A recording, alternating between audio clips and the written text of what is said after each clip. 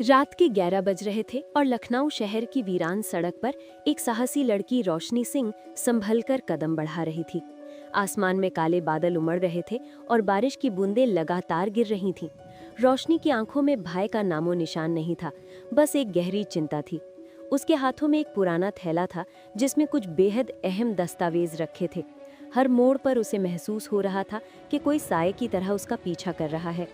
उसने पीछे मुड़कर देखा, लेकिन अंधेरे में केवल परछाइयां ही नजर आईं। दिल की धड़कनें तेज थीं, लेकिन उसके कदमों में कोई हिचकिचाहट नहीं थी। उसे बखूबी मालूम था कि अगर आज वो ठहर गई तो शायद फिर कभी चल नहीं पाएगी। दूर कहीं बिजली कड़की और उस रोशनी में उसका चेहरा एक पल के लिए चमक उठा। रोशनी सिंह कोई साधारण लड़की नहीं थी। उसके चेहरे पर एक अजीब सा तेज और साहस था। वो एक जांबाज पुलिस अधिकारी थी जिसे सच्चाई से बेइंतहा प्यार था। लेकिन अब यही सच्चाई उसके लिए भारी पड़ रही थी। उसने एक गोपनीय जांच फाइल तैयार की थी जो शहर के कई रसूखदार लोगों की नींद हराम कर सकती थी। ये फाइल शहर के एक बड़े भूमाफिया और भ्रष्ट पुलिस उप महानिरीक्षक बलराज ठाकुर के काले कारनामों का कच्चा चिट्ठा थी। आज वही फाइल उसके जीवन के लिए सबसे बड़ा खतरा बन चुकी थी। उसने अपने फोन में अपनी आवाज रिकॉर्ड की और कहा कि अगर मैं जीवित ना बचूं तो अदालत में ये सबूत मेरी गवाही देंगे। इसके बाद उसने फोन बंद करके थैले को कसकर पकड़ लिया और सामने पुराने पुल की ओर कदम बढ़ा दिए। बारिश अब मूसलाधार हो चुकी थी। तभी दूर से एक गाड़ी हेडलाइट चमकाती हुई उसके करीब आकर रुकी। रोशनी सिंह ने फुर्ती से खुद को किनारे करते हुए चेहरा छिपा लिया। गाड़ी से 3 पुलिसकर्मी उतरे जिनके इरादे नेक नहीं लग रहे थे। उनमें से एक ने भारी आवाज में कहा कि तुझे समझाया था ना कि चुपचाप वो फाइल हमें सौंप दे। रोशनी सिंह की आंखों में नमी जरूर थी, लेकिन उसकी जुबान पर अंगारे थे। उसने जवाब दिया कि जिस सच के लिए मैंने अपना चैन और सुकून कुर्बान कर दिया उसे मैं किसी कीमत पर नहीं बेच सकती। वे लोग उसकी तरफ बढ़ने लगे और हवा में दहशत घुलने लगी। रोशनी सिंह ने सड़क किनारे से एक ईंट उठाई और पीछे हटते हुए चेतावनी दी कि मेरे करीब मत आना। उसकी आवाज में इतना आत्मविश्वास था कि वे तीनों ठिठक गए। एक ने व्यंग करते हुए कहा कि तू खुद को समझती क्या है। तभी पास के मकान की खिड़की खुली और किसी ने जोर से पूछा कि कौन है वहाँ। तीनों का ध्यान बटा और रोशनी सिंह ने मौके का फायदा उठाकर दौड़ लगा दी। तेज बारिश में उसकी वर्दी पूरी तरह भीग चुकी थी, लेकिन वो दौड़ती रही। हर सांस के साथ डर था, मगर हर कदम में उम्मीद भी थी। वो एक पुराने बस अड्डे की तरफ मुड़ी जहाँ कुछ यात्री बैठे थे। रोशनी सिंह ने एक बेंच पर बैठकर खुद को संभाला। उसकी उंगलियां कांप रही थी, पर आंखों में अब भी वही जिद थी। पास बैठी एक बुजुर्ग महिला ने पूछा कि बेटी सब ठीक तो है। रोशनी सिंह ने मुस्कुराने का प्रयास किया और कहा कि हाँ माताजी, बस थोड़ा रास्ता भटक गई हूँ। उसने अपने थैले को ऐसे भींच रखा था जैसे उसमें उसकी जान बसी हो। अचानक उसका फोन फिर से थरथराया और स्क्रीन पर अनजान नंबर चमकने लगा। उसने हिम्मत करके कॉल उठाया तो उधर से आवाज आई कि रोशनी सिंह, भागने की कोशिश बेकार है, हमें पता है तुम कहाँ हो। उसके चेहरे का रंग फीका पड़ गया और गला सूख गया। उसने फोन बंद किया और भीड़ में छिपने का प्रयास किया। तभी उसकी नजर एक आदमी पर पड़ी जो उसे घूर रहा था। वो उसी भ्रष्ट अधिकारी बलराज ठाकुर का खास आदमी था जिसे उसने फाइल में नामजद किया था। रोशनी सिंह धीरे से उठी और पिछली गली की तरफ निकल गई। उसे महसूस हो रहा था कि ये शहर अब उसके लिए महफूज नहीं है। वो एक छोटे और पुराने होटल में दाखिल हुई जहाँ रिसेप्शन पर बैठे युवक ने उसे देखकर पूछा कि कमरा चाहिए क्या मैडम। रोशनी सिंह ने धीमी आवाज में कहा कि हाँ, लेकिन मेरी पहचान गुप्त रखना। वो युवक शायद हालात समझ गया था। कमरे का दरवाजा बंद करते ही उसने राहत की सांस ली। उसने आईने में अपनी छवि देखी और सोचा कि क्या मैं हार मान रही हूँ। अचानक बाहर सायरन की आवाज गूंजी और किसी गाड़ी के रुकने की आहट हुई। उसका दिल जोर से धड़कने लगा। वो दीवार से कान लगाकर सुनने लगी। कदमों की आवाज करीब आ रही थी जो भारी और सधे हुए थे। रोशनी सिंह ने धीरे से थैले में से एक डेटा ड्राइव निकाली और उसे अपने जूते के तलवे के नीचे छिपा दिया। दरवाजे पर जोरदार दस्तक हुई और आवाज आई कि दरवाजा खोलो, पुलिस है। वो सहर उठी, मगर उसे याद आया कि ये असली पुलिस नहीं हो सकती। उसने कमरे की बत्ती बुझाई और पीछे के रोशनदान से झांका।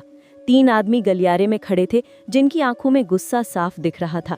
उसने खुद को समझाया कि अगर आज बच गई तो कल सच की जीत होगी। एक पल की झिझक के बाद वो रोशनदान से नीचे कूद गई। नीचे कीचड़ था जिससे पैर में मोच आ गई, पर वो उठी और भागी। बारिश में दौड़ती रोशनी सिंह किसी घायल शेरनी जैसी लग रही थी। अब उसकी आंखों में आंसू नहीं थे, सिर्फ प्रतिशोध और विश्वास था। वो सड़क पार करके एक छोटे मंदिर के पीछे जाकर छिप गई। घंटी की आवाज़ और बारिश का शोर उसकी सांसों में मिल गया।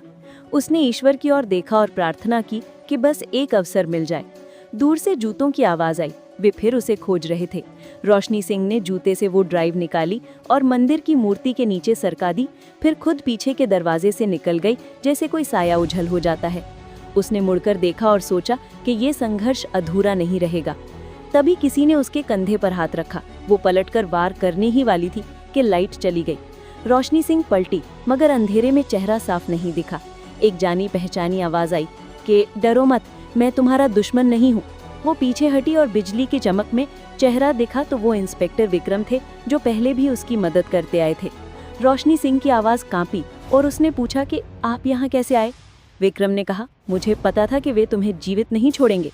रोशनी सिंह ने आंसू रोकते हुए कहा कि मैंने सबूत सुरक्षित रख दिए हैं। विक्रम ने गंभीरता से कहा कि तुम अकेली नहीं हो, मैं तुम्हारे साथ हूँ। दोनों मंदिर के पीछे बने एक पुराने स्कूल की ओर भागे, जहाँ हर कदम पर खतरा था। रोशनी सिंह ने पूछा कि क्या आप मुझ पर यकीन करते हैं? विक्रम ने कहा कि अगर यकीन ना होता तो अपनी जान जोखिम में क्यों डालता। स्कूल का दरवाज़ा पुराना था और चरमराहट के साथ खुला। अंदर घुप अंधेरा था। रोशनी सिंह ने फोन की रोशनी जलाई। दीवारों पर पेंट उखड़ रहा था और एक पुराने शामपट पर सत्यमेव जयते लिखा हुआ था। विक्रम बोला कि देखो, तुमने जिनका सच उजागर किया है वे बहुत ताकतवर हैं। उनकी जड़ें प्रशासन और राजनीति में गहरी हैं। रोशनी सिंह बोली, तो क्या मैं घुटने टेक दूं और सच को दफन होने दूं? उसकी आवाज में कंपन थी, मगर शब्द अटल थे। विक्रम ने सिर हिलाया और कहा कि नहीं, तुम सही हो, मगर सावधानी जरूरी है। रोशनी सिंह ने बताया कि मैंने उस अधिकारी का वीडियो रिकॉर्ड किया है जिसमें वो गबन का पैसा बाहर भेज रहा था। विक्रम ने चौंक कर कहा कि ये तो बहुत बड़ा मामला है। रोशनी सिंह ने धीरे से कहा कि वो ड्राइव मंदिर में छिपा दी है। विक्रम ने कहा, हमें सुबह तक इंतजार करना होगा, अभी वहां जाना मौत को दावत देना है। रोशनी सिंह ने दीवार का सहारा लिया और आंखें बंद की, पर नींद कोसों दूर थी। बाहर बारिश थम चुकी थी, लेकिन सन्नाटा गहरा गया था। अचानक दूर से गाड़ियों के टायरों की आवाज सुनाई दी। विक्रम ने खिड़की से देखा और कहा कि वे लोग यहाँ तक पहुँच गए हैं। रोशनी सिंह घबरा कर बोली कि अब कोई रास्ता बचा है क्या? विक्रम ने कहा कि पीछे की दीवार टूटी हुई है, चलो वहीं से निकलते हैं। दोनों ने अंधेरे में संभल कर कदम बढ़ाए। जैसे ही वे बाहर निकले, एक तेज रोशनी उन पर पड़ी और चेतावनी मिली कि रुक जाओ, वरना अंजाम बुरा होगा। रोशनी सिंह ने विक्रम का हाथ थामा और दोनों झुककर भागने लगे। विक्रम ने रोशनी सिंह को बचाने के लिए उसे नीचे धकेला और कहा कि झुको, भागो मत। एक पल बाद सन्नाटा छाया और फिर एक तेज धमाका हुआ। रोशनी सिंह चीख उठी कि विक्रम, क्या हुआ?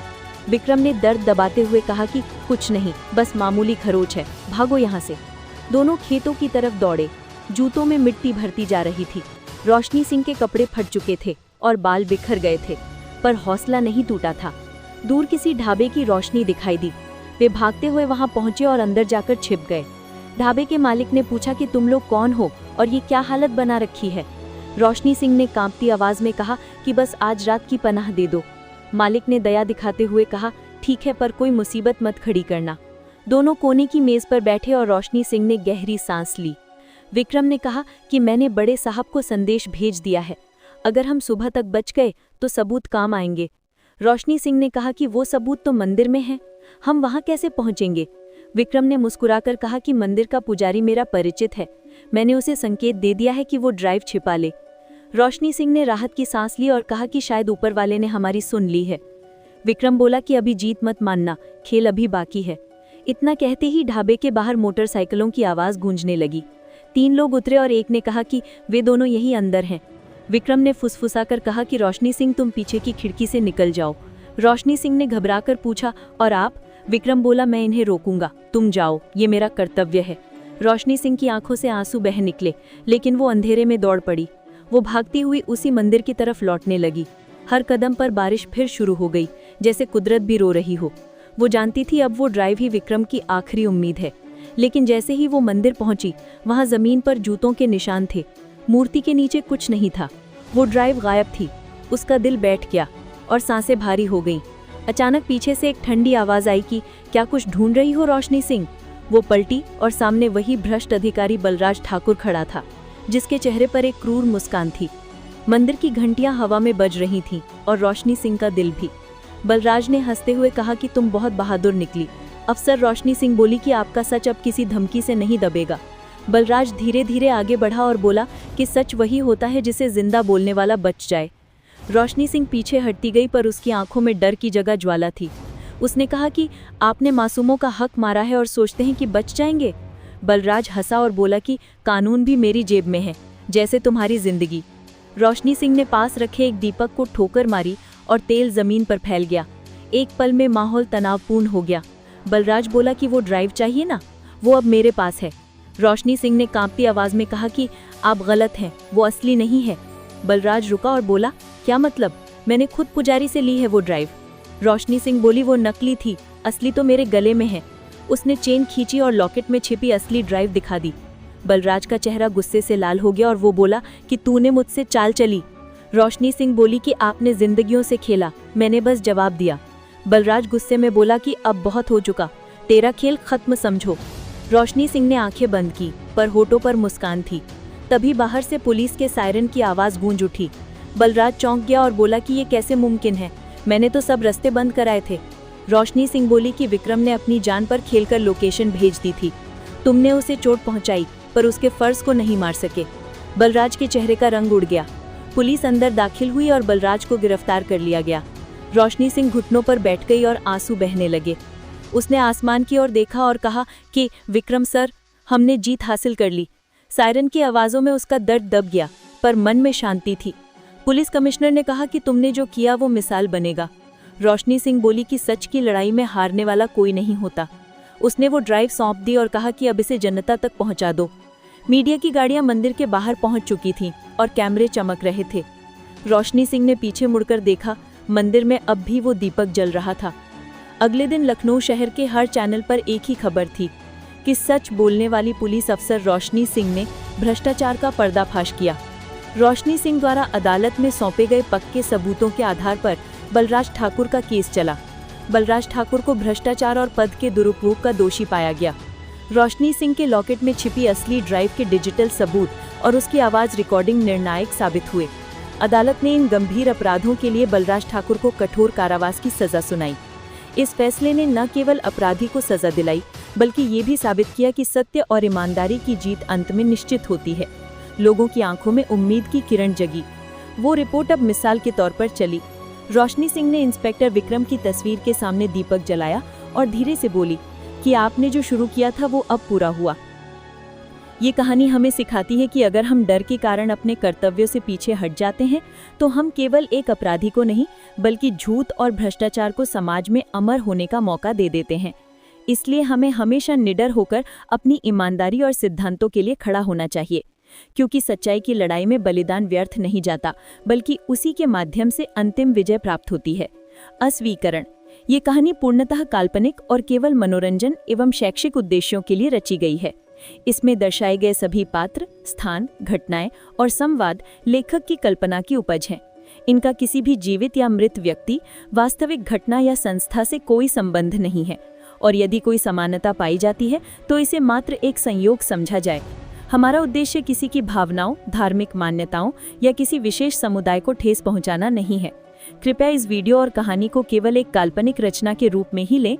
और आपने हमारे चैनल द बुंदेलखंड हिस्ट्री नहीं किया तो कर लीजिए। धन्यवाद।